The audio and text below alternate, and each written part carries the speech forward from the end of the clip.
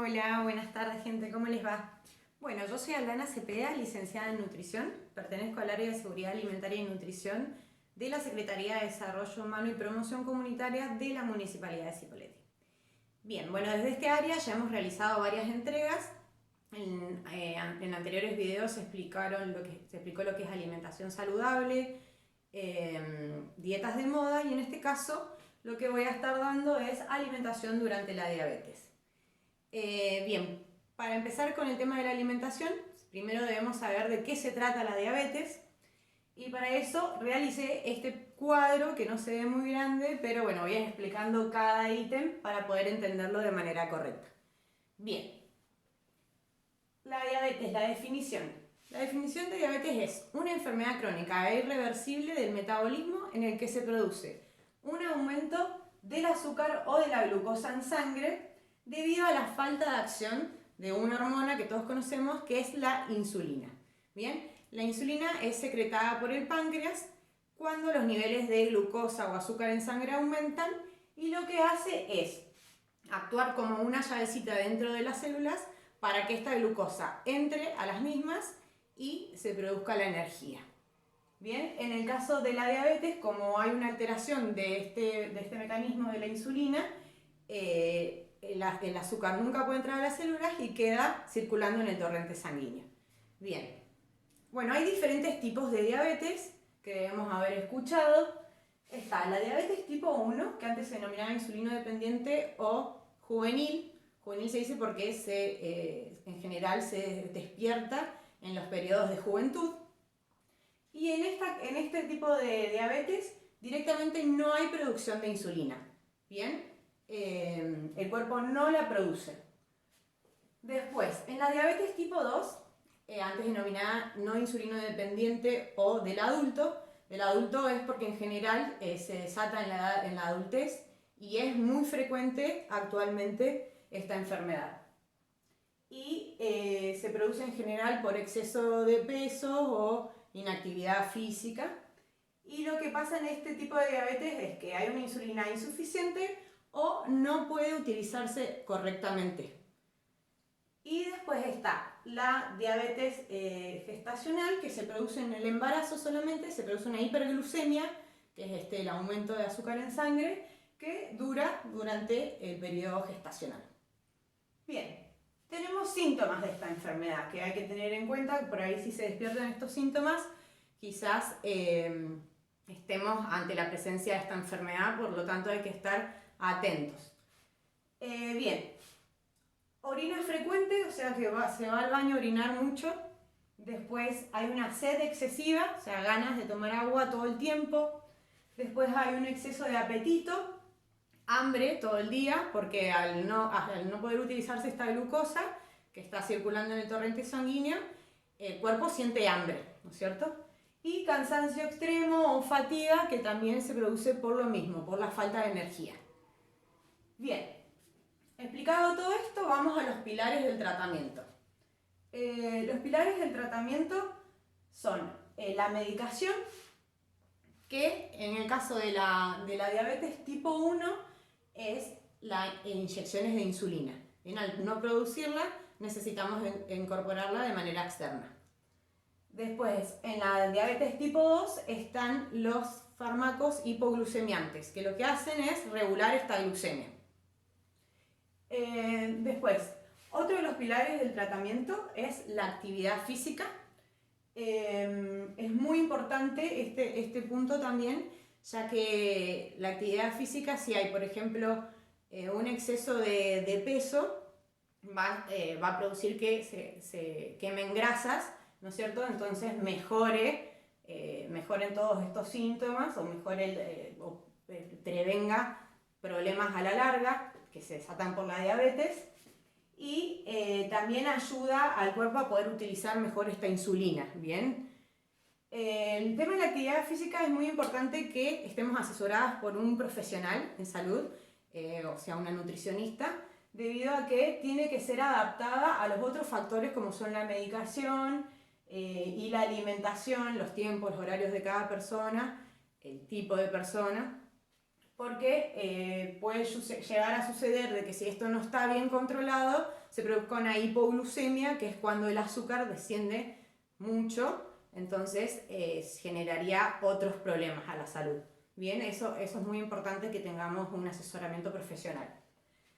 Después, la educación diabetológica, que son todas las estrategias o conocimientos que la persona debe tener acerca de esta enfermedad para evitar problemas a la larga, ¿no es cierto? Por ahí se produce lo que es el pie diabético cuando no está controlada esta glucosa en sangre, que siempre tiene periodos altos u oscilaciones. Entonces, por ahí prestar atención en los pies, el tema del calzado, de las medias que sean de algodón, la sudoración, si hay marcas o cicatrices, hay que tener controlado para que no se produzca esta complicación de la diabetes, que es el pie diabetológico. Bien, también tener controlado el tema de la medición de azúcar, que me olvidé decir, los valores normales en ayuna es de menos de 100 miligramos por decilitro. Ya de 100 a 125 miligramos por decilitro hay una prediabetes, o sea que hay que tener ojo, y ya después de los 126 miligramos por decilitro es considerado diabetes. ¿Bien? Y después, el último pilar, que es el que me voy a explayar más, es el tema de la alimentación. ¿Bien? Lo que yo voy a dar son recomendaciones y tips como para tener una alimentación correcta durante esta enfermedad, pero lo ideal es que concurran a una nutricionista, a un diabetólogo que les dé un plan alimentario adecuado a la persona, porque no solamente hay que tener en cuenta estos pilares, sino la talla, la edad, el sexo, las otras actividades que se realizan. Entonces, es súper importante el asesoramiento profesional. ¿Bien? Bueno, con respecto a la alimentación, por ahí surgen muchos miedos cuando les diagnostican esta enfermedad, porque la gente piensa que no sabe qué comer, que tiene miedo a incorporar ciertos alimentos que le hagan mal, que va a tener que prohibirse de ciertas cosas, y eso genera mucho malestar en el paciente, ¿bien? Pero bueno, se debe saber que la alimentación para la diabetes es muy variada, y en general no todos los alimentos que una persona que no padece la enfermedad, pero sí es muy variada, y no hay restricciones así que sean tan grandes, ¿no es cierto? Entonces, solamente es asesorarse y comer de manera equilibrada, ¿bien? Bueno, para hablar de la alimentación durante la diabetes, primero debemos saber que hay 3 tipos de macronutrientes, que ya lo hemos escuchado, que son los hidratos de carbono, las proteínas y las grasas. En el caso de la diabetes, lo que estaría comprometido es el tema de los hidratos de carbono, que son los que poseen la glucosa, que aumentan la sangre y produce todo este mecanismo en el caso de esta enfermedad. Entonces, los hidratos de carbono se dividen en 2, en hidratos de carbono simples e hidratos de carbono complejos. Los hidratos de carbono simples son el azúcar y derivados, y también se encuentran en algunas frutas y en la leche, por ejemplo. Lo que hacen es que aumentan el azúcar en sangre un poco más rápido. Y después están los hidratos de carbono complejos, que se encuentran en algunas verduras, legumbres, cereales y derivados, que estos aumentan el azúcar de manera más paulatina, pero en definitiva los dos aumentan la glucosa en sangre. Por eso digo que es el nutriente en el que hay que darle especial importancia. Bien, entonces lo que hay que hacer es combinar estos hidratos de carbono con los otros nutrientes para que este paso del azúcar en sangre se produzca de manera más lenta. Entonces lo que hay que hacer no es suprimir estos alimentos, sino combinarlos con las proteínas que están dadas en lo que son las carnes, todo tipo de carnes, de vaca, pescado, pollo, cerdo, huevos, quesos, y además hay que combinarlos con fibras, que las fibras están sobre todo en las verduras y también en lo que es lo integral y lo de salvado. Bien, entonces ahora voy a explicar más o menos los métodos. Hay 3 métodos que en general las personas con diabetes utilizan, que es el conteo de hidratos de carbono, que es en general lo da específicamente la nutricionista, el índice glucémico o el plato saludable, que es el que yo voy a explicar, que es este que tenemos acá. Bien, si se ven bien, el plato es un modelo de plato en el que la mitad de él está compuesto por lo que son las verduras, que es lo que nos van a estar dando las fibras, que ya nombré anteriormente, que están sobre todo en las verduras, por eso, en lo que sobre todo si se conservan las cáscaras, piel o semillas, que estarían dando, conformando la mitad del plato. Después, el otro 25% estaría formado por lo que son las proteínas, que ya dije pero las repetimos, son todo tipo de carnes, de pollo, de pescado, de cerdo, de vaca, quesos, huevos, y en el otro 25% estarían lo que son los hidratos de carbono o carbohidratos. Por eso, como les explicaba anteriormente, la idea es no suprimirlos, sino combinarlos para que este pasaje de azúcar en la sangre se produzca de manera más lenta.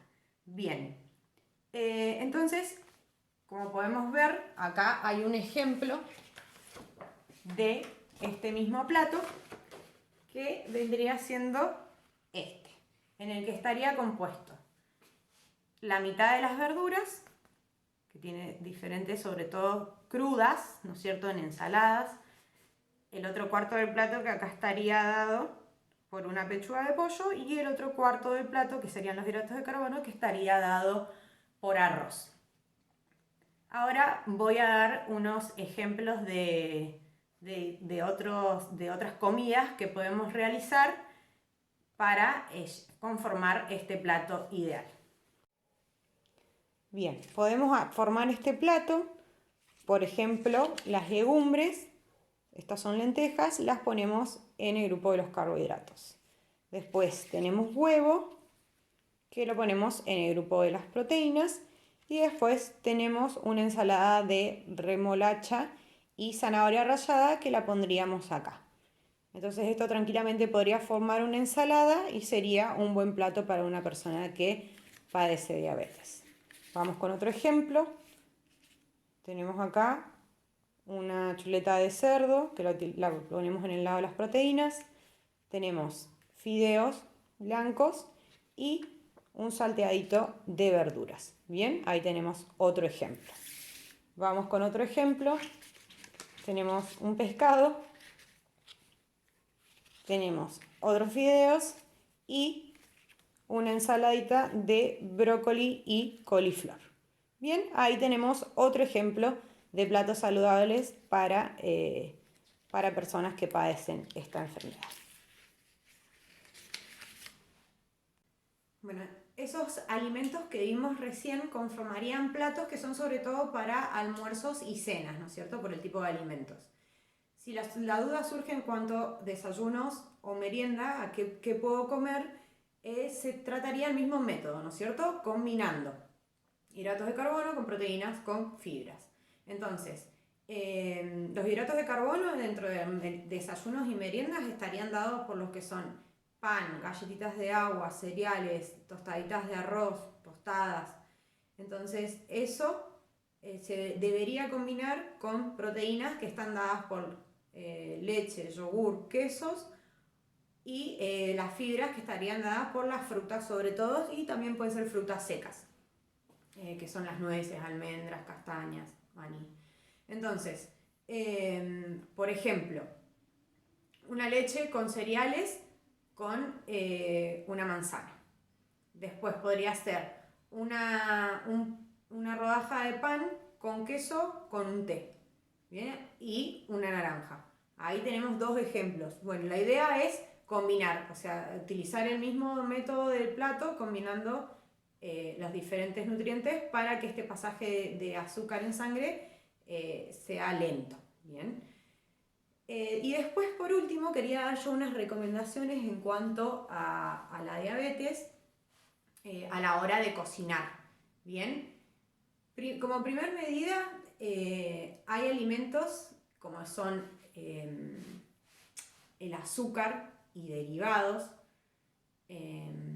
chocolates, golosinas, alfajores, dulce de leche, bueno, miel. Esos alimentos debemos tratar de evitarlos, sobre todo. Esos son los únicos alimentos que podemos decir los comemos muy excepcionalmente. Gaseosas, jugos de frutas industriales y aguas saborizadas, eso preferiblemente dejémoslos de lado y preferir lo que es el tema del agua, sobre todo. Ese tipo de bebidas evitémoslas.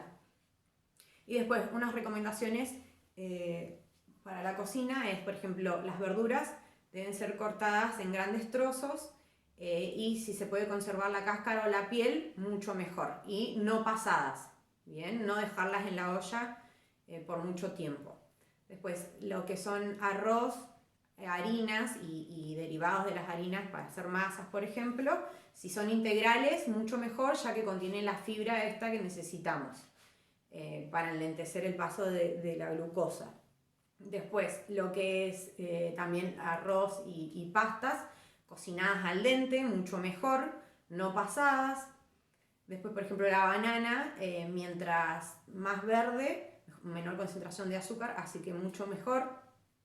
Y después, por ahí hay que tener ojo con el tema de lo light. De muchas personas que padecen diabetes quieren comer mermeladas o dulces y van al supermercado y ven la palabra light y ya creen que están reducidos en azúcares. No, no es así. La palabra light es muy engañosa. Puede estar reducido en cualquier otro tipo de nutriente y no necesariamente en azúcar. Bien, por eso hay que aprender a leer las etiquetas, no solo de mermeladas, sino de otros tipos de alimentos, por ejemplo alfajores, que también están, que mucha gente por ahí quiere comprar.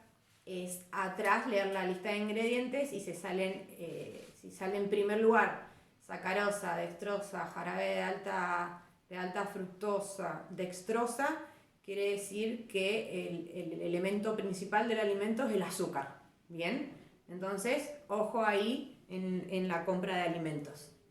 Y bueno, bien, espero haber sido clara en cuanto a esta alimentación, pero bueno, como siempre digo y vuelvo a recalcar, si padecen esta enfermedad es bueno detectarla a tiempo y hacer el tratamiento adecuado, ¿no es cierto? Prestar atención a los síntomas si los padecemos, si ya tenemos familiares que lo han padecido y acudir al médico de manera temprana para poder evitar complicaciones y seguir los pilares del tratamiento de manera rigurosa y acudir al nutricionista para que nos dé un plan alimentario adecuado para esta enfermedad.